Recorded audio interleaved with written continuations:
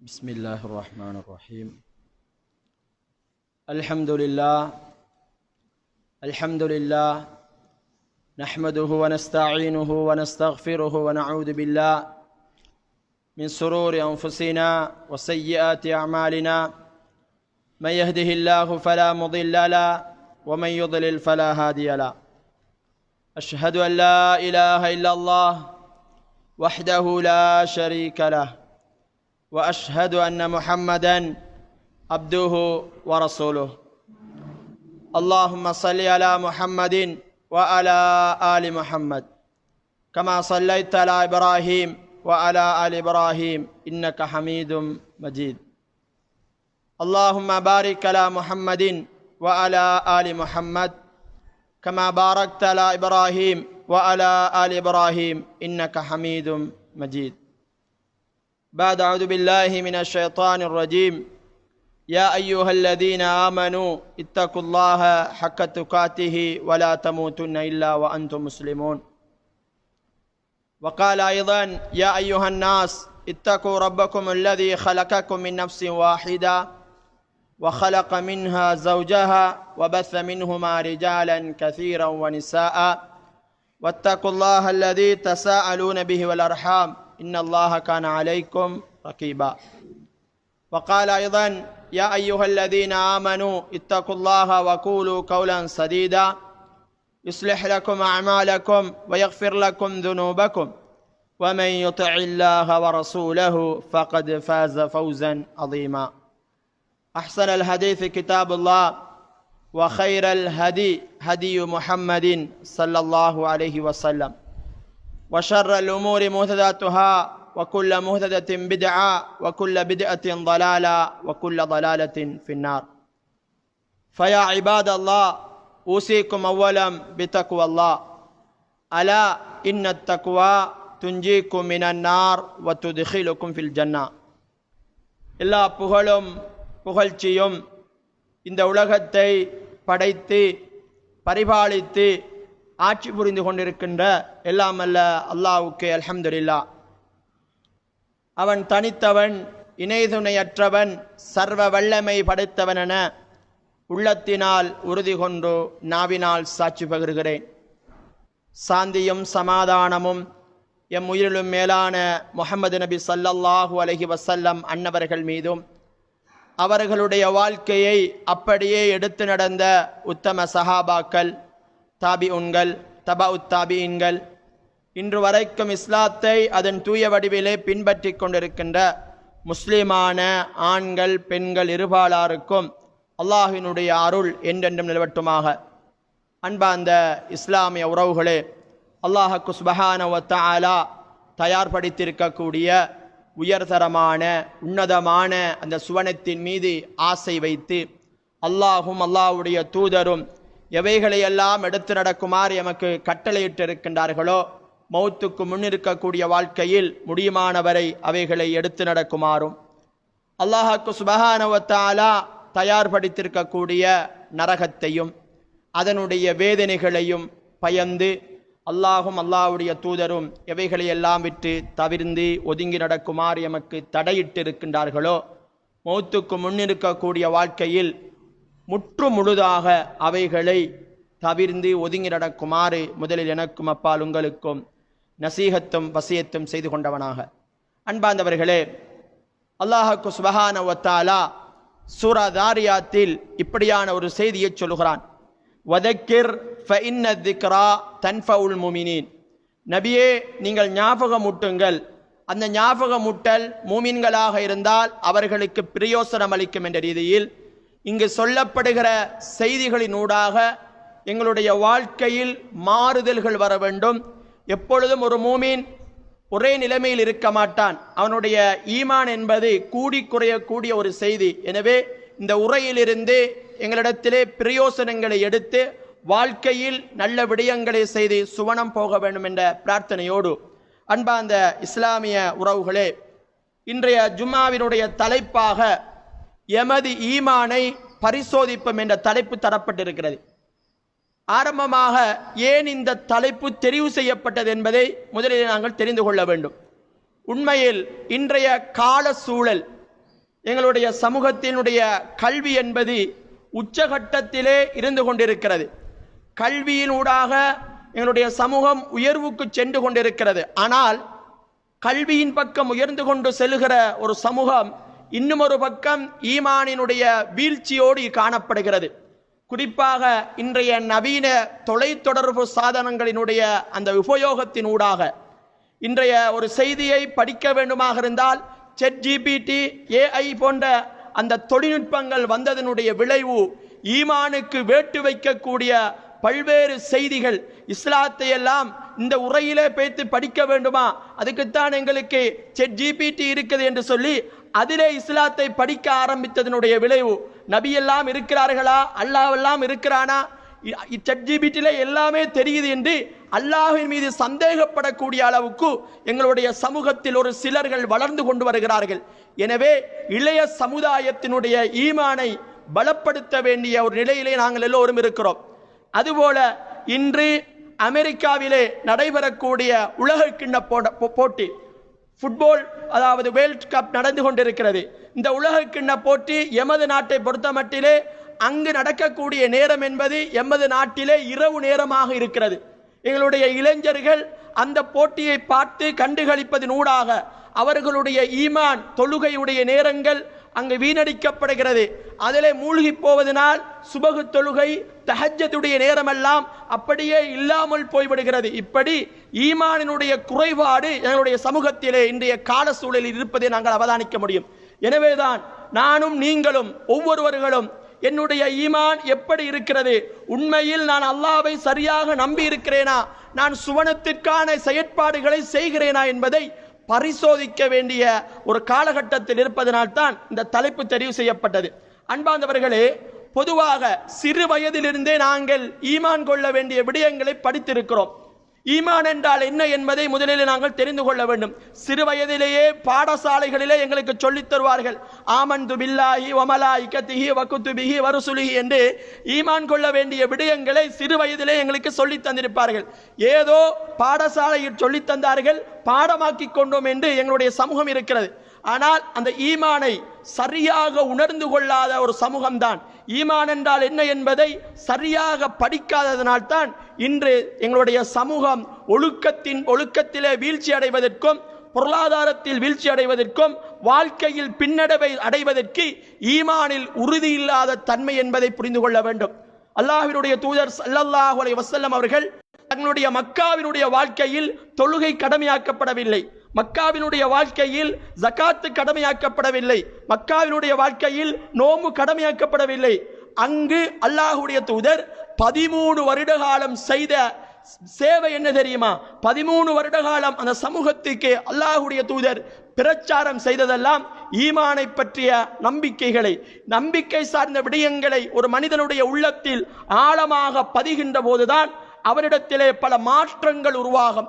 இந்த உலகத்தில் அதாவது நீண்ட காலமாக பேசப்படக்கூடிய அளவுக்கு சஹாபாக்கள் சிறந்தவர்களாக மாறுவதற்கு அல்லாஹ்வுடைய தூதர் அந்த சமூகத்திற்கு ஈமானில் உறுதித்தன்மையை ஏற்படுத்தியது என்பதில் எந்த விதமான சந்தேகமும் கிடையாது. எனவேதான் ஈமான் என்றால் என்ன தெரியுமா? அறிஞர்கள் நமக்கு ஈமானை பற்றி சொல்லித் தருகிற போது முதலாவது சொன்னார்கள், கவுலும் பில் லிசான். ஆரம்பமாக ஈமான் என்பதை வாயினால் சொல்ல வேண்டும். லா இலாஹ இல்லல்லாஹ் முஹம்மது ரசூலுல்லாஹ் என்று சொல்லுகிற கலிமாவை நாங்கள் தெளிவாக பேச வேண்டும், வாயினால் மொழிய வேண்டும். ஆமன்து பில்லாஹ், என்னை படைத்தவன் அல்லாஹ்தான், அந்த அல்லாஹ்தான் இந்த உலகத்தையே நிர்வகிக்கிறான் என்று வாயினால் முதலாவதாக நம்ப வேண்டும், வாயினால் முதலாவதாக சொல்ல வேண்டும். அன்பார்ந்தவர்களே, எங்களுடைய சமூகம் வாயினால் சொல்லக்கூடியவர்களாக எல்லோருமே இருக்கிறோம். சிறு வயதிலிருந்து நாங்கள் பாடமாக்கி வைத்திருக்கிறோம். ஆனால் அந்த நம்பிக்கை அடுத்த கட்டத்திற்கு போனது கிடையாது. ஒரு பிரச்சனை என்று வருகிற போது தனிப்பட்ட வாழ்க்கையில் ஏற்படுகிற பிரச்சனையாக இருக்கலாம், சமூக பொருளாதாரத்தில் ஏற்படக்கூடிய பிரச்சனையாக இருக்கலாம். எந்த ஒரு பிரச்சனை வருகிற போதும் அல்லாஹ்வை ஏசக்கூடிய ஒரு சமூகம் இருந்து கொண்டிருக்கிறது, இன்னும் இருக்கிறது. விருப்பத்துக்குரிய என்னுடைய தந்தையை அல்லாஹ் மரணிக்க செய்து விட்டால், அல்லது என்னுடைய பிள்ளையை அல்லாஹ் மரணிக்க செய்து விட்டால் அல்லாஹ்க்கு கண்ணில்லையா என்று கேட்கக்கூடிய எத்தனையோ பெண்மணிகள் இன்னும் இருக்கத்தான் செய்கிறார்கள். தௌஹீதினுடைய உச்சத்தில் இருந்தாலும் கூட சில நேரங்களில் தங்களுக்கண்டு ஒரு பிரச்சனை வருகிற போது ஈமானிலே குளறுபடி இருக்கிறது. அல்லாஹ்வை ஏசக்கூடிய சமூகம் இன்னும் இருக்கிறது. வாயளவிலே மொழிந்து கொண்டிருக்கிறோம். ஆனால் அறிஞர்கள் நமக்கு சொல்லுகிற போது வாயினால் மட்டும் மொழிவது ஈமான் கிடையாது. அதுபோல தொடர்ந்து சொன்னார்கள், வஅத்திகாது பில் கல்ப், உள்ளத்தினால் அதை உண்மை என்று நம்ப வேண்டும். இந்த உலகத்தை படைத்தவன் அல்லாஹ்தான், இந்த உலகத்தை நிர்வகிப்பவன் அல்லாஹ்தான், எனக்கு நன்மைகளையும் தீமைகளையும் தருவது அந்த படைத்த ரப்புதான் என்று நாங்கள் அல்லாஹ்வை உள்ளத்தினால் நம்பியாக வேண்டும். தொடர்ந்து சொன்னார்கள், அமலும் பில் ஜவாரி, ஈமான் என்பது வாயினால் மொழிவதும் உள்ளத்தினால் நம்பிக்கை கொள்வது மாத்திரமல்ல, அந்த ஈமானினுடைய வெளிப்பாடாக நல்லறங்கள் செய்ய வேண்டும், நல்லறங்கள் வெளிப்பட வேண்டும். அந்த நல்லறங்கள் சில நேரங்களில் நல்லவையாக இருக்கிற போது ஈமான் கூடக்கூடியதும் ஈமான் குறையக்கூடியதும், பாவங்கள் செய்கிற போது அது குறைந்து விடும் என்று அறிஞர்கள் நமக்கு ஈமானுக்கான வரைவிலக்கணத்தை சொன்னார்கள். அன்பார்ந்தவர்களே, குர்ஆனிலே பல இடங்களிலே அல்லாஹ்வுக்கு சுப்ஹானஹு வ தஆலா ஈமான் கொள்ள வேண்டிய விடயங்களை பேசுகிறார். நீங்கள் சூரா பக்கராவை பிரட்டி பாருங்கள். குர்ஆனுடைய ஆரம்ப சூறாக்கள், முதலாவது சூரா சூரா ஃபாத்திஹா. அடுத்த சூரா அல்லாஹ் எப்படி ஆரம்பிக்கிறான் என்று பாருங்கள். அலிஃப் லாம் மீம் தாலிக்கல் கிதாபு லா ரைப ஃபீஹி ஹுதல் லில் முத்தகீன் சொல்லிவிட்டு அல்லாஹ் மூன்றாவது வசனத்திலே ஈமானுடைய முக்கியமான செய்தியை சொல்கிறான். குர்ஆனினுடைய ஆரம்ப செய்தியாகவே அல்லாஹ் ஈமானத்தான் பேசுகிறான். ஒரு மனிதன் அல்லாஹ்வை சரியாக புரிந்து கொண்டால் அவனுடைய வாழ்க்கையில் எந்த நிலைமை வருகிற போதும் அவனுடைய ஈமான் என்பது உறுதியாக இருக்கும். அல்லாஹ் என்ன சொல்கிறான் தெரியுமா? அவர்கள், அதாவது தாலிக்கல் கிதாபு லா ரைப ஃபீஹி ஹுதல் லில் முத்தகீன் அல்லதீன யுமினூன பில் கைப், அவர்கள் மறைவானவற்றை ஈமான் கொள்வார்கள். மறைவானவற்றை எங்களுடைய கண்களினால் காண முடியாத அந்த ரப்பை மறுமையில் மாத்திரம்தான் காண இருக்கிறோம். உலகத்தில் யாரும் ரப்பை பார்க்கவில்லை. அந்த ரப்பை நாங்கள் ஏற்றுக்கொள்ள வேண்டும். நாங்கள் அல்லாஹ்வுடைய படைப்பாக இருக்கக்கூடிய மலக்குகளை நம்பியாக வேண்டும். எங்களுடைய கண்களினால் காண முடியாத மறைவாக இருக்கக்கூடியவற்றை ஈமான் கொள்வது என்பது மிக முதன்மையான ஒரு விடயம். அந்த மறைவானவற்றை ஈமான் கொள்கிற போதுதான் அவனுடைய வாழ்க்கையில் ஒவ்வொரு இடத்திலேயும் அவன் தவறு செய்கிற போது என்னை படைத்த ரப்பு பார்த்து கொண்டிருக்கிறானே என்று உணர்வு வரும். மறைவானவற்றிலே அவனுக்கு நம்பிக்கை உறுதியானதாக இல்லை என்றால், அவனுடைய நம்பிக்கை பிழையானதாக இருக்கிற போது அவன் தவறு செய்கிற போது அதை ஒரு பொருட்டாகவே எடுத்துக்கொள்ள மாட்டான். எனவேதான் அல்லாஹ் ஈமானுடைய முதலாவது கட்டமாக சொல்லுகிறான். எதை தெரியுமா? யுமினூன பில் கைப், மறைவானவற்றை அவர்கள் ஏற்றுக்கொள்வார்கள். அந்த வசனத்தை தொடர்ந்து அல்லாஹ் சொல்கிறான், அல்லதீன யுமினூன பிமா உன்சில இலைக், முஹம்மதே உமக்கு இறக்கப்பட்ட வேதத்தை ஈமான் கொள்வார்கள், உமக்கு முன்னுக்கு இறக்கப்பட்டதை ஈமான் கொள்வார்கள். சூரா பக்ராவினுடைய ஆரம்ப வசனங்களிலே ஈமானுடைய தாற்பயத்தை அல்லாஹ் பேசுகிறான். அல்லாஹ் சூரா பக்ராவினுடைய 285வது வசனம், அது முடிகிற வசனத்தை அல்லாஹ் இப்படி சொல்லுகிறான். பாருங்கள், ஆரம்ப வசனத்தையும் ஈமானை பேசிவிட்டு அந்த சூராவினுடைய இறுதி வசனம், ஆமனர் ரசூலு பிமா உன்சில இலைஹி மிர் ரப்பிஹி வல் மூமினூன் குல்லுன் ஆமன பில்லாஹி வ மலாயிகத்திஹி வ குதுபிஹி வ ருசுலிஹி. சுப்ஹானல்லாஹ். ஒரு சூராவினுடைய ஆரம்பத்தையும் ஈமானை கொண்டு ஆரம்பிக்கிறான். அந்த சூராவினுடைய இறுதியையும் அல்லாஹ் அதே ஈமானை கொண்டுதான் முடிக்கிறார். என்றால் ஈமான் என்பது எங்களுடைய வாழ்க்கையில் முக்கியமான ஒரு செய்தியாக இருக்கிறது. வாயினால் நாங்கள் சொல்ல வேண்டும், உறுதியாக நம்ப வேண்டும், இந்த உலகத்தில் என்னை படைத்தவன் அல்லாஹ்தான், என்னுடைய நல்லறங்களை தந்தது, நல்லறங்களை செய்ய வைப்பது அந்த ரப்புதான். அல்லாஹ்வை ஈமான் கொள்ள வேண்டும், மலக்குகளை ஈமான் கொள்ள வேண்டும், அவனுடைய தூதுவர்களை ஈமான் கொள்ள வேண்டும், அவனுடைய வேதங்களை ஈமான் கொள்ள வேண்டும், மறுமை நாளை நம்ப வேண்டும், நன்மை தீமையெல்லாம் அல்லாஹ்வின் புறத்தில் இருந்துதான் வருகிறது என்று உறுதியாக நம்ப வேண்டும் என்று ஒவ்வொரு சூறாவிலும் அல்லாஹ் சொல்லி காட்டுகிறான். அன்புக்கினிய இஸ்லாமிய உறவுகளே, ஈமானை நாங்கள் பரிசோதிக்க வேண்டும். ஈமானை நாங்கள் பரிசோதிக்க வேண்டும். குறிப்பாக ஒரு மனிதன் இன்னொரு மனிதனை நல்லவனா கெட்டவனா என்று அறிந்து கொள்ளலாம். அவன் 5 நேரம் பள்ளிக்கு வாராண்டா, உண்மையிலே அவன்கிட்ட ஈமான் இருக்குது, அவன் தொழுறான்னு வெளிப்படையை வச்சு சொல்லிடலாம். 4 பேருக்கு அள்ளி அள்ளி காசு கொடுக்கிறான்டா, வெளிப்படையை வச்சு சொல்லிடலாம் அவன் நல்லவனாக இருக்கிறான். ஆனால் ஈமான் என்பது வெளிப்படையை மட்டும் பார்ப்பது கிடையாது, அது உள்ளம் சார்ந்த ஒரு விடயம். நான் பாவம் செய்வது உங்களுக்கு தெரியாது. இங்க இருக்கக்கூடிய நீங்க ஒவ்வொருவர்களும் பாவம் செய்வது உங்களுக்கும் படைத்த ரப்புக்கு மாத்திரம்தான் தெரியும். 4 சுவருக்குள் நடக்கக்கூடிய அந்த பாவங்களை ஒரு மனிதன் விட்டு ஒதுங்க வேண்டுமாக இருந்தால் ஈமானில் உறுதித்தன்மை அவனிடத்தில் இருக்க வேண்டும். அதனால் தான் அல்லாஹ் சூரா பக்ராவிலே அல்லாஹ் ஆரம்ப வசனத்திலே ஈமானை சொல்லிவிட்டு இப்படியும் அல்லாஹ் சொல்லுகிறான். 8வது வசனத்திலே அல்லாஹ் இப்படி சொல்லி காட்டுகிறான். எப்படி தெரியுமா?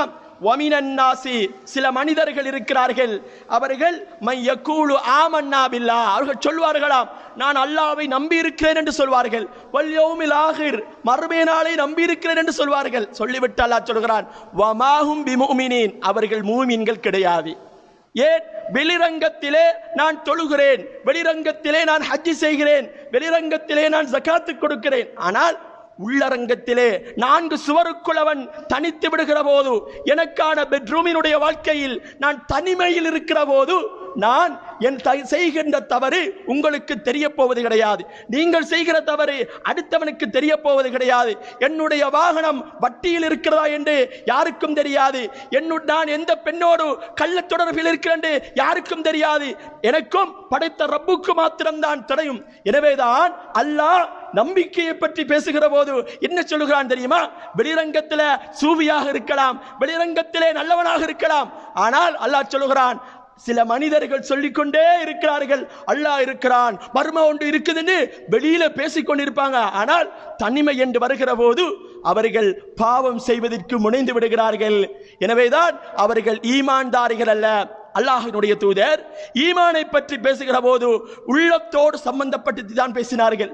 அல்லாஹ்வுடைய தூதர் சொன்னார்கள், ஒரு மனிதன் பாவம் ஒன்று செய்கிறான், ஒரு மனிதன் பாவம் ஒன்று செய்கிறான், அந்த பாவம் செய்வதனூடாக அவனுடைய உள்ளத்தில் ஒரு கரும்புள்ளி குத்தப்படுகிறது, அவனுடைய உள்ளத்தில் ஒரு கரும்புள்ளி குத்தப்படுகிறது. இப்படி பாவம் செய்கிற நேரமெல்லாம் அவனுடைய உள்ளத்திலே ஒரு கரும்புள்ளி குத்தப்பட்டு உள்ளம் கருப்பாகிவிட்டால் அல்லாஹ் குர்ஆனில் இப்படி சொல்லி காட்டுகிறானே, கல்லா பல் ரான அலா குலூபிஹிம் மா கானு யக்ஸிபூன், அவர்கள் செய்த அந்த தவறின் காரணமாக உள்ளமெல்லாம் துருப்பிடிச்சிட்டு, உள்ளம் துருப்பிடிச்சிட்டுண்டா அதுக்கு பிறகு எவ்வளவு உபதேசம் கேட்டாலும் அவனுக்கு உரைக்காது. உபதேசங்கள் எத்தனை செய்தாலும் பாவம் செய்வதிலே அவனுக்கு ஆசை ஊட்டி கொண்டே இருப்பான் ஷைத்தான். அல்லாஹ்வை பற்றிய நம்பிக்கை இருக்கும், அல்லாஹ் இருக்கிறான் என்று நம்பிக்கொண்டிருப்பான், ஆனாலும் அல்லாஹ் மன்னிப்பான். பாவம் செய்து கொண்டே சொல்லுவான் அல்லாஹ் மன்னிப்பான் தானே, வட்டி எடுத்துக்கொண்டே சொல்லுவான் அல்லாஹ் மன்னிப்பான் தானே, தொழாம இருந்து கொண்டே அல்லாஹ் மன்னிப்பான் தான் என்று வாயால சொல்லிக்கொண்டு பாவம் செய்து கொண்டிருப்பான். காரணம் அவனுடைய உள்ளத்தில் ஈமான் சரியாக பதிவில்லை. அதனால் தான் அல்லாஹ்வுடைய தூதர் சொன்னார்கள், ஜத்திது ஈமானக்கும், உங்களுடைய ஈமானை புதுப்பித்துக் கொண்டே இருங்கள். ஈமான் என்பது கூடி குறையக்கூடிய ஒரு செய்தி. அல்லாஹ் சுப்ஹானஹு வ தஆலா சூரா அன்ஃபாலிலே இப்படி சொல்லி காட்டுகிறான். மூமினுடைய பண்பை அல்லாஹ் 2வது வசனத்திலே, அன்ஃபாலினுடைய 2வது வசனத்திலே சொல்லி காட்டுகிறான். எப்படி தெரியுமா? இன்னமல் முஃமினூன, மூமின்கள் இருக்கிறார்கள்.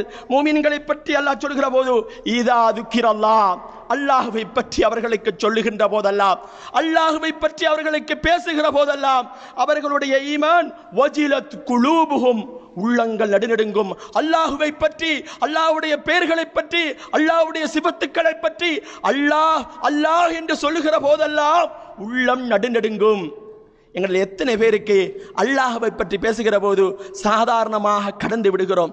அல்லாஹ் என்று சொல்லுகிற அந்த பெயரை கேட்கிற போது அப்துல்லா அப்துல்லா, சும்மா ஒரு பெயரை சொல்லுகிற போது முஹம்மது என்று எங்கள் ஊரில் இருக்கிற பெயரை சொல்வதை போல அல்லாஹ் ஒரு பெயர் என்று நம்பிக்கொண்டு போகிறோமே ஒழிய அதை பற்றிதான ஒரு தாக்கம் எங்களுடைய உள்ளத்திலே இல்லை என்றால், இந்த உரையை கேட்பதிலே கேட்கிற போது எங்களுக்கு ஒரு உணர்வு வர வேண்டும், என்னை ரப்பு பார்த்து கொண்டிருக்கிறானே, இந்த ரப்பை பற்றி பேசுகிறானே, இந்த ரப்பு நாளைக்கு இடத்திலே கேள்வி கேட்பான் என்ற அந்த உணர்வு எங்களிடத்திலே வர வேண்டும். அப்படித்தான் இருந்தால்தான் நான் ஈமான்தாரியாக இருக்கிறேன். அல்லாஹ்வை பற்றி சொல்லப்படுகிற போது அடுத்த கணம் அவனுக்கு உள்ளம் நடுங்க வேண்டும். சஹாபாக்களுடைய ஈமான் அப்படித்தான் இருந்தது. ஆனால் எங்களுடைய சமூகத்தில் இன்று அல்லாஹ்வை பற்றி சொல்லுகிற போது அது ஏதோ சம்பிரதாயமாக கடந்து விட்டு போகிறோம். சுப்ஹானல்லாஹ், அல்லாஹ் சொல்லி காட்டுகிறான், அல்லாஹ்வை பற்றி அவர்களுக்கு சொல்லுகிற போதெல்லாம் உள்ளங்கள் நடுநடுங்கும். வைதா துலியத் அலைஹிம் ஆயாத்துஹு ஜாதத்துஹும் ஈமானா, அவர்களுக்கு அல்லாஹ்வுடைய வசனங்கள் எல்லாம் ஓதி காண்பிக்கிற நேரமெல்லாம் ஈமான் அதிகரித்து கொண்டே போகும். பாவங்கள் செய்யக்கூடாது, அல்லாஹ்வுக்கு மட்டும்தான் கட்டுப்பட வேண்டும், உயர்தரமான சுவனத்தை அடைந்து கொள்ள வேண்டும் என்ற அந்த உணர்வோடு அவனுடைய ஒவ்வொரு காலடி எட்டையும் எடுத்து வைப்பான் என்று அல்லாஹ் ஈமானை பற்றி பேசுகிறான். அன்பிக்கினிய இஸ்லாமிய உறவுகளே, ஈமான் என்பது வாயினால் மொழிவது, உள்ளத்தினால் நம்புவது. ஆனால் அல்லாஹ்வுடைய தூதர் ஈமானை எந்த இடத்திலெல்லாம் சொன்னார்கள் தெரியுமா? ஈமானை எங்கெல்லாம் பேசினார்கள் தெரியுமா? குர்ஆன்லையும் சரி ஹதீஸ்லையும் சரி நீங்க பிரட்டி பார்த்தீங்கன்னா எங்கட வாழ்க்கையில் ஒவ்வொரு கட்டத்திலையும் ஈமானை சொன்னார்கள். ஈமான் என்பது நடைமுறையிலே வர வேண்டும், ஈமான் என்பது செயற்பாட்டிலே வர வேண்டும். அதுதான் ஈமான். வெறுமனையே ஆமன்து பில்லாண்டு வாயால சொல்லிவிட்டு போவது ஈமான் கிடையாது. அல்லாஹ்வுடைய தூதர் ஸல்லல்லாஹு அலைஹி வஸல்லம் அவர்கள் ஒரு முறை இருக்கிற போது சில நாட்டுப்புறத்தில் இருந்து சில அரபிகள் வருகிறார்கள். மதீனாவினுடைய ஒரு தூர பகுதியில் இருக்கக்கூடிய சில காட்டுப்புறத்தில் இருக்கக்கூடிய அந்த அரபிகள் அல்லாஹ்வுடைய தூதரிடத்தில் வருகிறார்கள். வந்து நாங்களும் இஸ்லாத்தை ஏற்றுக்கொள்கிறோம். அவர்கள் சொல்லுகிற வார்த்தையை அல்லாஹ் சூரா ஹுஜராத்திலே சொல்லி காட்டுகிறார். எப்படி சொல்லுகிறார் தெரியுமா? காலத்தில் அராபு, நாட்டுப்புறத்தில் இருந்து அந்த அராபிகள் வாரார்கள். வந்து அல்லாஹ்வுடைய தூதருடைய கையை பிடிச்சிட்டு சொல்றாங்க, ஆமன்னா நாங்க இஸ்லாத்தை ஈமானை ஏற்றிருக்கிறோம், ஆமன்னா ஈமான் கொண்டிருக்கிறோம் என்று சொல்கிறார்கள். அல்லாஹ் குர்ஆன் வசனத்துல சொல்றான், குல் நபியை நீங்க சொல்லுங்க, உங்கள்கிட்ட வந்து உங்களோட கையை பிடிச்சி நான் ஈமான் கொண்டிருக்கிறேன்னு சொல்றாங்க தானே, அல்லாஹ்வை நம்புறேன், மலக்குகளை நம்புறேன் இப்படின்னு உங்கள்கிட்ட சொல்றாங்க தானே, அவங்கிட்ட சொல்லுங்க, குல் நீங்க சொல்லுங்கள், லம் துமினு ஈமான் கொள்ளல. எப்படி அல்லாஹ் சொல்லுகிறான்? ஈமான் கொண்டோம் என்று சொன்னவர்களை பார்த்து அல்லாஹ் சொல்லுகிறான் ஈமான் கொள்ளல. எப்படி சொல்லுங்கள்? வலாக்கின் கூலு அஸ்லம்னா, இஸ்லாத்தை ஏற்றிருக்கிறோம். அஹ்மத், முஹம்மத், அப்துல்லாண்டி பெயரோடு நீங்க இருக்கிறீங்க, அல்லாஹ் ஒருத்தன் இருக்கிறாண்டி இஸ்லாத்தில் இணைஞ்சிருக்கிறீங்க, ஆனா இன்னும் நீங்க ஈமான் கொள்ளல. சுப்ஹானல்லாஹ். எங்கடல இருக்குதா இல்லையா? ஈமான் என்றால் என்ன அல்லாஹ் சொல்லுகிறான். சொல்லிவிட்டு அல்லாஹ் சொல்கிறான், வலம்மா யதுகுலில் ஈமானு ஃபீ குலூபிக்கும், உங்களுடைய ஈமான், உங்களுடைய உள்ளங்களில் ஈமான் இன்னும் நுழையல்ல, இஸ்லாம் நுழைந்திருக்கிறது. இஸ்லாம் இந்த உலகத்தில் உண்மையான மார்க்கம் என்று ஏற்றிருக்கிறீர்கள், ஆனால் உங்களுடைய உள்ளங்களில் இன்னும் ஈமான் வரல. ஈமான் வந்திருந்தால் என்ன நடந்திருக்கும்? வஇன் துதியுல்லாஹ, அல்லாஹ்வையும் வரசூலஹு, அவனுடைய தூதுவரையும் பின்பற்றி இருப்பீர்கள். உண்மையிலேயே ஈமான் இருக்குது என்ற அர்த்தம் என்ன தெரியுமா? என்னுடைய ஒவ்வொரு விடயத்திலேயும் அல்லாஹ்வையும் ரசூலையும் நான் பின்பற்றுவேன். செயற்பாடு ரீதியாக வருகிற போதுதான் ஈமான் இருக்கிறது என்று அல்லாஹ் சொல்கிறான். சொல்லிவிட்டு அல்லாஹ் சொல்கிறான், லா யலித்துக்கும் மின் அமாலிக்கும் ஷையா, அல்லாஹ்வையும் ரசூலையும் சரியாக பின்பற்றினால் உங்களுடைய அமல்கள் வீணாகாது, நாங்க அழிக்க மாட்டோம். சுப்ஹானல்லாஹ். அப்ப ஈமான்டா என்ன? எங்க நடைமுறையில வரணும். அல்லாஹ் சிறிய சூரா வல் அஸ்ர், காலத்தின் மீது சத்தியமாக அல்லாஹ் சொல்லுகிறான், இன்னல் இன்சான லஃபீ ஹுஸ்ர், நிச்சயமாக மனிதன் கஷ்டத்தோடு நஷ்டத்தோடு இருக்கிறான், நஷ்டமடைந்தவனாக இருக்கிறான்.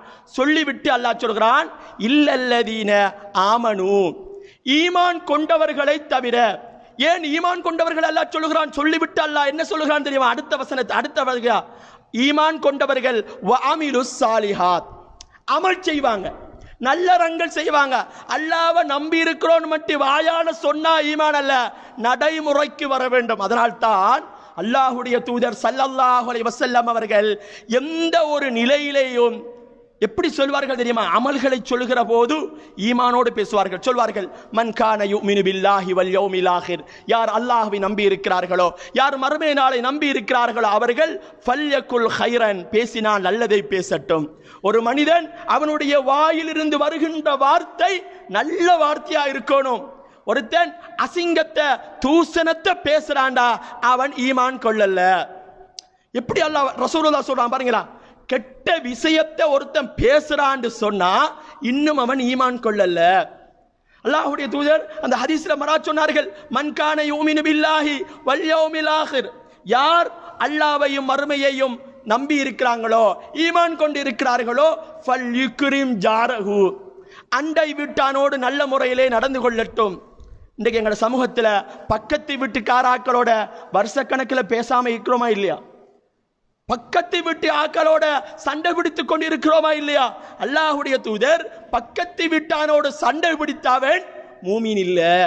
சுப்ஹானல்லாஹ். எங்க கொண்டு வைக்காங்க? எங்களுடைய வாழ்க்கையில் ஒவ்வொரு செயற்பாடுகளும் ஈமானுடைய விஷயமாக இருக்க வேண்டும். அல்லாஹ்வை நம்புறதுன்னு சொன்னா அதுதான். அல்லாஹ்வை நம்பி இருக்கிறவன் அடுத்தவனுக்கு அநியாயம் செய்ய மாட்டான். அல்லாஹ்வை நம்பி இருக்கிறவன் அல்லாஹ் ரசூலுக்கு மாற்றம் செய்ய மாட்டான். அதைத்தான் அல்லாஹ்வுடைய தூதர் சொன்னார்கள். மன் கான யுமினு பில்லாஹி வல் யௌமில் ஆகிர், அல்லாஹ்வையும் மறுமை நாளையும் நம்பி இருக்கிறவன் ஃபல்யுக்ரிம் வைஃபஹு, வீட்டுக்கு வந்திருக்கக்கூடிய விருந்தாளியை கவனிப்பான். விருந்தாளியை கவனிக்கிறவன் ஈமானின் உச்சத்தில் இருக்கிறான். அயல் விட்டானோடு ஒழுங்காக நடந்து கொள்பவன் ஈமானின் உச்சத்திலே இருக்கிறான். அல்லாஹ்வுடைய தூதர் இன்னும் ஒரு இடத்துல இப்படி சொன்னார்கள், வல்லாஹி, அல்லாஹ் மீது ஆணையாக, லா யுமின், யாரும் ஈமான் கொள்ளவில்லை. ஈமான் கொள்ளவில்லை அவர்கள் ஈமான் கொள்ளவில்லை. வல்லாஹி லா யுமின், 3 விடுத்தம் சொல்கிறார்கள். அவர்கள் ஈமான் கொள்ளவில்லை என்று சொல்லிவிட்டு சொல்கிறார்கள். யார் தெரியுமா? அல்லாஹ்வுடைய தூதரிடத்தில் கேட்கப்படுகிறது, மன் யா ரசூலல்லாஹ், அல்லாஹ்வுடைய தூதரே யார் ஈமான் கொள்ளவில்லை? அல்லாஹ்வுடைய தூதர் சொன்னார்கள், மன் லா யஅமனு ஜாரஹு, யார் தன்னுடைய அண்டை வீட்டானிடத்தில் இருந்து பாதுகாப்பு பெறவில்லையோ, அண்டை வீட்டானுக்கு தொந்தரவு செய்து கொண்டிருக்கிறானோ அவன் ஈமான்தாரி அல்ல. இன்னும் ஒரு இடத்தில் அல்லாஹ்வுடைய தூதர் அண்டை வீட்டானுடைய செய்தியை பற்றி சொல்கிற போது, மிகப்பெரிய பாவம் எது தெரியுமா? அம் தஸானிய ஹலீலத ஜாரக், பக்கத்து விட்டு பெண்ணோடு விபச்சாரம் செய்வது என்று அல்லாஹ்வுடைய தூதர் பாவங்களை சொல்கிற போதும் கூட ஈமானைத்தான் சொன்னார்கள். அயல் வீட்டாருடைய உரிமையிலே கை வைத்து விடக்கூடாது. எங்கட சமூகத்தில் இன்றைக்கு பக்கத்து வீட்டாருடைய உரிமைகள் மீறப்படுகிறது. சிறு சிறு பிரச்சனைக்காக, புள்ள பிரச்சனைக்காகலாம் எங்களுடைய சமூகத்திலே பிரச்சனை ஏற்படுகிறது. பாருங்கள், உத்தம சஹாபாக்கள் ஈமானினுடைய உச்சத்தில் எப்படி இருந்திருக்கிறார்கள் பாருங்கள். ஒரு முறை ஒரு சஹாபி அல்லாஹ்வுடைய தூதருடைய சபைக்கு வருகிறார். அவருடைய கையிலே தங்க மோதிரம் அணிந்தவராக வருகிறார். ஒரு ஆணுக்கு தங்க மோதிரம் அணிவது என்பது கூடாது. அவர் அணிந்து வருகிறார். ரசூல் ஸல்லல்லாஹு அலைஹி வஸல்லம் அவர்கள் அவரை பார்க்கிறார்கள். தங்க மோதிரம் அணிந்திருக்கிறார்களே, ரசூலுல்லாஹ்வுடைய முகத்திலேயே அதை வெறுக்கக்கூடிய அடிப்படையை காட்டுகிறார்கள். உடனே அந்த சஹாபி அப்படியே அந்த மோதிரத்தை கலட்டி வீசி விடுகிறார். தங்க மோதிரம் அப்படியே ரசூலுல்லாஹ்வுக்கு முன்னுக்கே வீசி விடுகிறார். ரசூலுல்லாஹ்வும் போய் விடுகிறார்கள். சஹாபாக்கள் அடுத்த ஆக்கலாம் சொல்றாங்க, தங்க மோதிரம் தானே, கொஞ்சம் பெருமதியா இல்லையா? தகரம் இல்லையா? அது தங்கம், நீங்க எடுத்து போடத்தான் தேவையில்லை, நீங்க போட தேவையில்லை, வேற யாருக்காவது யூஸ் பண்ண கொடுங்க. ஒரு பெண்கள் பயன்படுத்தலாம், அவங்களோட வீட்டு பெண்களுக்கு கொடுக்கலாம், அல்லது வேற எதுக்காக யூஸ் பண்ணலாம், அது விற்கலாம். அந்த சஹாபி சொன்ன வார்த்தை என்ன தெரியுமா? அல்லாஹ்வுடைய தூதர் வெறுத்த ஒன்று அது தங்கமாக இருந்தாலும் எனக்கு வேணாம். இவரை கையில போட்டிருந்தது ரசூலுல்லாஹ் வெறுக்கிறாங்க. ரசூலுல்லாஹ் வெறுத்த ஒன்று எனக்கு வேண்டாம். இதுதான் ஈமான். ரசூலுல்லாஹ்வை பின்பற்றுவது என்பது அதுதான். ஆனா எங்கட சமூகத்தில் இந்த ரசூலுல்லாஹ்வுடைய விஷயத்தை எதை பின்பற்றுகிறோம்? சாதாரணமாக ஆடை விஷயத்தை எடுத்துக்கொள்ளுங்களேன். ஆடை விடயத்திலே எப்படியான ஆடைகளை அணிகிறோம்? எங்களுடைய ஆண்கள் இருக்கிறார்கள் இந்த இடத்திலே. கரண்டைக்கு கீழே எங்களோட சமூகம் ஆடைகளை அணிந்து கொண்டிருக்குது. ஆடைகளை இறுக்கமாக அணிந்து கொண்டிருக்கிறது. சில நேரங்களில் சஃப்ல நின்று தொழ முடியாது. ருக்குவுக்கு போற நேரம் அவர்களுடைய பின்பகுதி அப்படியே விளங்குகிறது. மறைக்க வேண்டிய அவுரத் பகுதி அப்படியே விளங்குகிறது. எங்கட சமூகம் இன்றைய அந்த கலாச்சாரத்தை, இன்றைக்கு தொலைபேசிகளில் பார்க்கிற அந்த அந்நிய ஹீரோக்கள் என்று சொல்லக்கூடியவர்களை, விளையாட்டு வீரர்கள் போடக்கூடிய உடுப்புக்களை எல்லாம் பார்த்துவிட்டு அதுபோல அசிங்கங்களை போடுறதுக்கு பார்க்குறாங்க. ஃபுட்பால் பிளேயர் இந்த மட்டுக்கு தான் உடுத்துவான், முழங்காலுக்கு மேலதான் அவன் உடுப்பை உடுத்தி கொண்டிருப்பான். அவுரத் முழங்கால் மட்டுக்கு அவுரத்தை மறைக்கிறது கட்டாயம். ஆனா எங்கட இளைஞர்கள் என்ன செய்கிறார்கள்? விளையாட்டுனா என்ன செய்ய? அப்படித்தான். விளையாட்டுனா என்ன செய்ய? அன்பாந்தவர்களே, விளையாட்டு தான் சொல்லி ஈமான நீங்க விளையாட முடியாது. இஸ்லாத்தில் நீங்கள் விளையாட முடியாது. விளையாட்டுக்காக அவுரத்தை காட்ட முடியாது. உங்களுடைய முன்னுதாரணமாக ஹீரோக்களை, ரொனால்டோவையும் ஃபுட்பால் பிளேயர்களையும் நீங்கள் எடுக்க முடியாது. அல்லாஹ்வுடைய தூதர் தான் உங்களுக்கு முன்னுதாரணமானவர்களாக இருக்க வேண்டும். உங்களுடைய முழங்கால் வரைக்கும் உங்களுடைய அவுரத் மறைக்கப்பட வேண்டுமாக இருந்தால் மறைக்கப்பட வேண்டும். பாவம் செய்து கொண்டு அந்த விளையாட்டை விளையாட வேண்டும் என்று இஸ்லாம் ஒருபோதும் சொல்லவில்லை. எங்கட சமூகம் இன்றைக்கு டி-ஷர்ட்டை போட்டுட்டு தான் வாரது. டி-ஷர்ட்ல அவ்வளவு எழுத்தும் இருக்கும், அவ்வளவு உருவம் இருக்கும், அதோட வந்து தொலை வாரது. பின்னுக்கு நின்று தொழ முடியாது. முன்னுக்கு நிற்கிறவர்கள் டி-ஷர்ட்ல பின்னுக்கு ஃபுல்லா எழுதப்பட்டிருக்கும், அதை வாசிக்கிறதா, ஓதுறதா? அடுத்த மனிதர்களுடைய தொழுகைக்கு கேடான விடயமாக என்னுடைய ஆடை அமைந்து விட்டால் என்னுடைய ஈமான் இல்லாத ஒரு செயற்பாடு தான் இல்லையா? அல்லாஹ்வுடைய தூதர் ஆடைக்கும் ஒரு ஒழுங்கை தந்தார்கள். ஆணாக இருந்தாலும் சரி, பெண்ணாக இருந்தாலும் சரி, வெக்கம் அல் ஹயாவு ஷுஅபத்தும் மினல் ஈமான், வெக்கம் என்பது ஈமான்ட ஒரு பகுதி என்று அல்லாஹ்வுடைய தூதர் சொன்னார்களா இல்லையா? இன்றைக்கு வெக்கம் என்றா எங்கட சமூகம் என்ன இருக்குன்னா, பொம்பளைக்கு மட்டும்தான் வெக்கம், பொம்பளைக்கு மட்டும்தான் வெக்கம், அவ மட்டும்தான் வீட்டுக்குள்ள இருக்கணும், பொம்பளைக்கு மட்டும் வெக்கம் அல்ல, கற்பென்றால் பொம்பளைக்கு மட்டும்தான் கற்பென்று நினைத்துக் கொண்டிருக்கிறோம். அன்பாந்தவர்களே, ஆண்கள் ஒவ்வொருவருக்கும் கற்பு இருக்கிறது, ஆண்கள் ஒவ்வொருவருக்கும் வெட்கம் இருக்கிறது. அல் ஹயாஉ ஷுஅபத்தும் மினல் ஈமான். அல்லாஹ்வுடைய தூதர் ஸல்லல்லாஹு அலைஹி வஸல்லம் அவர்கள் ஒரு முறை அவர்களும் அபூபக்கர் அலி அவர்களும் உமர் ரலியல்லாஹு அவர்களும் இருக்கிறார்கள். இருக்கிற நேரத்திலே உஸ்மான் அலி அவர்கள் வருகிறார்கள். வார நேரத்தில் அல்லாஹ்வுடைய தூதர் கொஞ்சம் அழகாக இருக்கிறார்கள். சொல்கிறார்கள், உஸ்மான் அலி அவர்கள் வெட்கப்படக்கூடியவர்கள், உஸ்மானுடைய வெட்கத்தை பார்த்து அல்லாஹ் வெட்கப்படுகிறார் என்று சொன்னார்கள். சுப்ஹானல்லாஹ். அல்லாஹ்வுடைய தூதர் தன்னுடைய தோழர்களை வெட்கமுள்ளவர்களாக மாற்றினார்கள். வெட்கம் என்பது ஒரு மனிதனிடத்திலே ஈமான் இருப்பதற்கான அடையாளம். ஆனால் இன்றைக்கு எங்களோட சமூகம் ஆடை கலாச்சாரத்தில் வெட்கமே இல்லாமல் வாழ்ந்து கொண்டிருக்கிறோம். எனவே இந்த விடயத்தை இளைஞர்கள் அவதானமாக இருக்க வேண்டும். அதுபோல அல்லாஹ்வுடைய தூதர் சஹாபாக்கள், அந்த சஹாபாக்களை வளர்த்த விதத்தை பாருங்கள். ஒவ்வொரு விடயத்திலேயும் ஃபாத்திமா பின்த் கைஸ் என்று சொல்கிற ஒரு பெண்மணி, ஃபாத்திமா பின்த் கைஸ் என்று சொல்கிற ஒரு பெண்மணி, அவள் முதலாவது திருமணம் முடித்து அவளை தலாக் சொல்லப்பட்டு இத்தாவிலே இருக்கிறாள். இத்தா முடிந்ததும் ரசூலுல்லாஹி ஸல்லல்லாஹு அலைஹி வஸல்லம் இடத்திலே வருகிறார்கள். வந்து, அல்லாஹ்வுடைய தூதரே, முஆவியத் இப்னு அபூ சுஃபியான் என்னை திருமணம் கேட்கிறார், உசாமத் பின் ஸைத் ரலியல்லாஹு அன்ஹுமா அவரும் என்னை திருமணம் முடிக்க ஆசை வைக்கிறார், நான் யாரை முடிக்க? முஆவியா ரலியல்லாஹு யார் தெரியுமா? ரசூலுல்லாஹ்வோட மச்சான், உம்மு ஹபீபா, ரசூலுல்லாஹ்வுடைய மனைவியான உம்மு ஹபீபா ரலியல்லாஹுடைய தம்பிதான் முஆவியா ரலியல்லாஹு அன்ஹு. அவர்கள் உயர்ந்த குறைஷி கோத்திரத்திலே ஒரு தலைவரின் மகன் முஆவியா. உசாமத் பின் ஸைத் யார்? அடிமை, ரசூலுல்லாஹ்வுடைய வளர்ப்பு மகன், அடிமையாக இருந்த ஸைத் ரலியல்லாஹுடைய மகன் உசாமா. அடிமையின் மகனும் கேட்கிறார், அதே போல ஒரு தலைவரின் மகனும் கேட்கிறார். நாங்கள் யாரை எடுப்போம்? முஆவியா அலி அவர்களை முடிக்கத்தான் அந்த ஃபாத்திமா பின்த் கைஸும் விரும்புகிறார். ரசூலுல்லாஹ்ட்ட வந்து கேட்கிறார், ஆலோசனை கேட்கிறார், நான் யாரை முடிக்க? அல்லாஹ்வுடைய தூதர் சொல்கிறார்கள், நீங்கள் உசாமாவை முடித்துக் கொள்ளுங்கள். அந்த ஃபாத்திமா பின்த் கைஸ் கேட்கிறாள், உசாமாவையா? ஆமாம், உசாமாவைத்தான் சொல்கிறேன். திரும்ப திரும்ப கேட்கிறார். ரசூலுல்லாஹ் திரும்ப திரும்ப சொன்னார்கள், உசாமாவையே முடியுங்கள் என்று.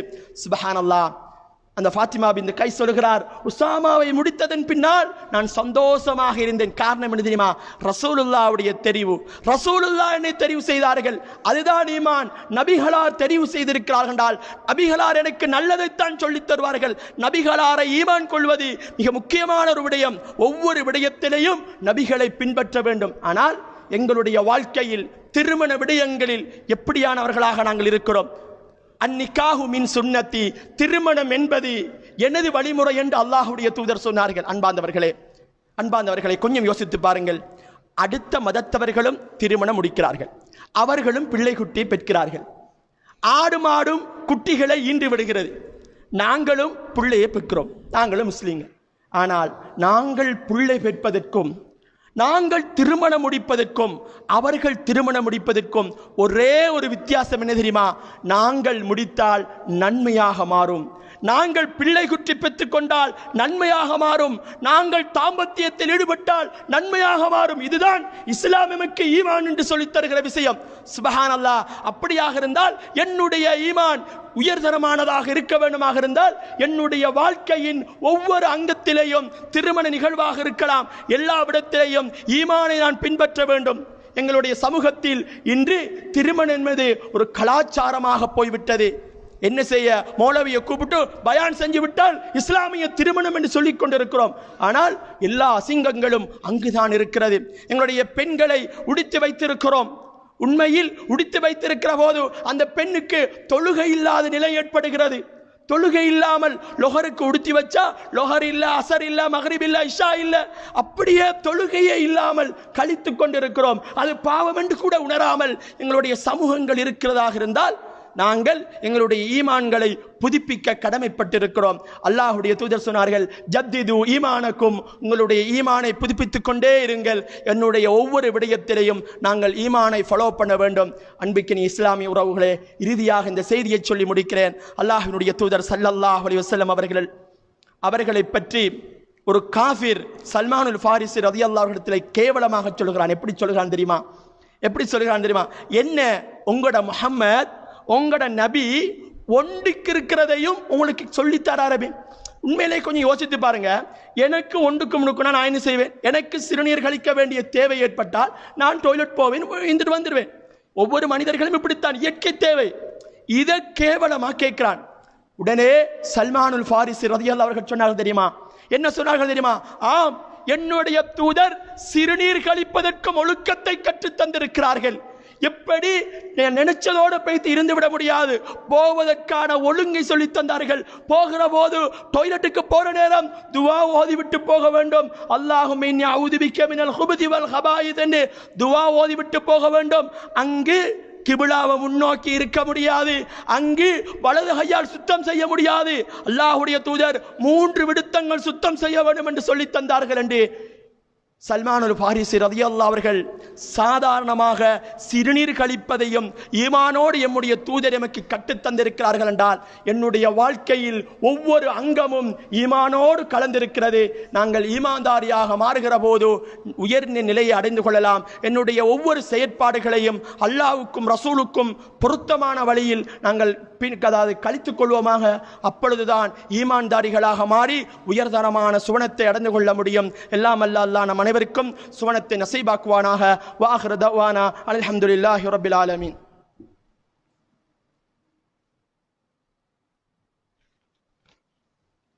அல்ஹம்துலில்லாஹ் வஸ்ஸலாத்து வஸ்ஸலாம் அலா ரசூலில்லாஹ், அம்மா பாத். அன்பார்ந்த இஸ்லாமிய உறவுகளே, அல்லாஹ்வினுடைய தூதர் ஸல்லல்லாஹு அலைஹி வஸல்லம் அவர்கள் ஈமான் என்று சொல்கிற செயற்பாடை, அதாவது நல்லறங்களோடு ஒரு செயற்பாடுகளோடு தொடர்புபடுத்தித்தான் சொல்லியிருக்கிறார்கள். ஹிஜ்ரி 5வது அல்லது 6வது நூற்றாண்டில் நடைபெற்ற ஒரு சம்பவத்தை இப்னு கஸீர் ரஹ்மத்துல்லாஹி அவர்கள் தன்னுடைய பிதாயா வ நிஹாயா என்ற ஒரு புத்தகத்திலே ஒரு வரலாற்று சம்பவத்தை சொல்கிறார்கள். ஹிஜ்ரி 5 அல்லது 6ஆம் நூற்றாண்டிலே ஒரு மன்னரிடத்திலே, ஒரு நீதிபதியிடத்திலே, மூசா என்று சொல்கிற ஒரு நீதிபதியிடத்திலே ஒரு பெண் நீதி கேட்டு வருகிறார். யாரை பற்றியதான நீதி தெரியுமா? தன்னுடைய கணவனை பற்றி முறையிட்டு வருகிறார். என்னுடைய கணவன் எனக்கு 500 தீனார்கள் மகராக தருகிறேன் என்று சொல்லி என்னை திருமணம் முடித்தார். அவர் இப்பொழுது 500 தீனார் தரமாட்டேன், நான் அதைவிட குறைவாகத்தான் சொன்னேன் என்று சொல்லுகிறார். இது மூசாவுடைய அந்த நீதிபதிக்கு வருகிறது. 2 சாராரையும் கூப்பிடுகிறார். கூப்பிட்டு விசாரிக்கிற போது கணவன் சொல்கிறான், நான் மனைவிக்கு 500 தீனார் தருகிறேன் என்று சொல்லவில்லை, 500 தீனார் தருகிறேன் என்று சொல்லவில்லை என்று சொல்கிறார். இந்த பெண்மணி சொல்கிறார், இந்த இடத்தில் இருக்கக்கூடிய 2 பேரை சாட்சியாக வைத்துத்தான் இவர் திருமணம் முடித்தார், அந்த சாட்சிகளை கூப்பிடுங்கள். அந்த சாட்சிகளையும் கூப்பிடுகிறார்கள். சாட்சிக்கு உரியவர்களும் வருகிறார்கள். வந்தவர்கள் சொல்கிறார்கள், நாங்கள் யாரோ ஒரு பெண்ணுக்கு சாட்சியாக இருந்தோம் தான், இந்த பெண்மணியுடைய முகத்தை பார்த்துவிட்டு நாங்கள் சொல்கிறோம், இந்த பெண்ணுக்குத்தான் சாட்சியாக நாங்கள் இருந்தோம், 500 தீனார் தான் இவர் கொடுக்க வேண்டும் என்று நாங்கள் சாட்சி சொல்வோம். முதலிலே அந்த பெண்மணியுடைய முகத்தை நாங்கள் பார்க்க வேண்டும். முதலில் அந்த பெண்மணியுடைய முகத்தை பார்க்க வேண்டும். அந்த பெண்மணியை முகத்தை திறக்க சொல்லுங்கள் என்று நீதிபதியிடத்திலே சொல்கிறார். அந்த நீதிபதியும் சொல்கிறார், இப்பொழுது உன்னுடைய பிரச்சனைக்கு தீர்வை சொல்ல வேண்டுமாக இருந்தால் நீ முகத்தை காட்டித்தான் ஆக வேண்டும். இஸ்லாம் இந்த நேரத்திலே உனக்கு நிர்பந்தத்தை தந்துதான் இருக்கிறது. நீ அந்த இருவருக்கு முகத்தை காட்டு, உன்னுடைய முகத்தை திறந்து காட்டு என்று சொல்கிறார்கள். அன்பார்ந்தவர்களே, முகம் மூடுவது கூடுமா கூடாதா என்று அந்த இடத்துல சொல்லவில்லை. பாருங்கள் ஈமான் எந்த அளவுக்கு அந்த சமூகத்திலே இருந்திருக்கிறது. அந்த பெண் முகத்தை திறப்பதற்கு முனைகின்ற போது இந்த கணவன், ரோசமுள்ள கணவன் சொல்லுகிறான், என்னுடைய மனைவியுடைய முகத்தை திறக்க வேண்டாம். அவள் சொல்லுகிற 500 தீனார்களை நான் கொடுத்து விடுகிறேன். அவள் சொல்லுகிற 500 தீனார் என்று சொல்லுகிறாளா, அதை தந்து விடுகிறேன். என்னுடைய பெண்ணுடைய முகத்தை, என்னுடைய மனைவியின் முகத்தை அடுத்தவர்கள் பார்க்க வேண்டிய, என்னுடைய மனைவியின் அழகை அடுத்தவர்கள் பார்க்க தேவையில்லை என்று தான் மறுத்து கொண்டிருந்த 500 தீனாரையும் தன்னுடைய மனைவியின், அதாவது வெட்கத்திற்காக, ரோசத்தில் இந்த கணவன் ஏற்றுக்கொள்கிறான்.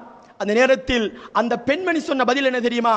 இதோ எனக்காக என்னுடைய மானம் போய்விடக் கூடாது என்று என்னுடைய கணவன் தான் இல்லை என்று சொன்னதையும் ஏற்றுக்கொள்கிறான் அல்லவா, எனவே நான் அந்த 500 தீனாரையும் அவருக்கே சதக்கா செய்து விடுகிறேன், இதற்கு பிறகு அவர் தர வேண்டாம், நான் அவரை கணவனாகவே எடுத்து கூட்டிச் செல்கிறேன் என்று ஈமானை வெளிப்படுத்திய சம்பவத்தை இப்னு கதீர் ரஹ்மத்துல்லாஹி அவர்கள் சொல்கிறார். என்றால் அன்பிற்கினிய இஸ்லாமிய உறவுகளே, நாங்கள் ஒவ்வொருவர்களும் என்னுடைய வாழ்க்கையில் என்னுடைய கணவன் மனைவியாக வாழ்கிற போதும் சரி, நாங்கள் பிள்ளைகளாக பெற்றோர்களாக எந்த நிலையிலே வாழ்ந்தாலும் சரி, எங்களுக்கான வெட்கம் என்பது எப்போதும் இருக்க வேண்டும். அல்லாஹ்வுடைய தூதர் புகாரியினுடைய ஆரம்ப ஹதீஸாக பதிவு செய்திருக்கிறது, ஈமான் என்பது 70 சொச்சம் கிளைகளை கொண்டது, அதில் உயர்ந்தது லா இலாஹ இல்லல்லாஹ், அதிலே பணிந்தது இமாத்தத்துல் அதா அனி தரீக், பாதையில் போகிற போது கிடக்கக்கூடிய முட்களையும் கற்களையும் அகற்றி விடுவதும் ஈமானின் ஒரு பகுதி என்று சொல்லிவிட்டு அல்லாஹ்வுடைய தூதர் சொன்னார்கள், அல் ஹயாஉ ஷுஅபத்தும் மினல் ஈமான், வெட்கமும் ஈமானின் ஒரு பகுதி தான் என்று வெட்கத்தையும் எங்களுக்கு கற்றுத் தந்திருக்கிறார்கள். எப்போதும் வெட்க குணம் உள்ளவர்களாக நாங்கள் இருந்து உயர்தரமான சுவனத்தை அடைந்து கொள்வோமாக. வ ஆகிரு தஅவானா அல்ஹம்துலில்லாஹி ரப்பில் ஆலமீன். அகீமுஸ் ஸலாத்.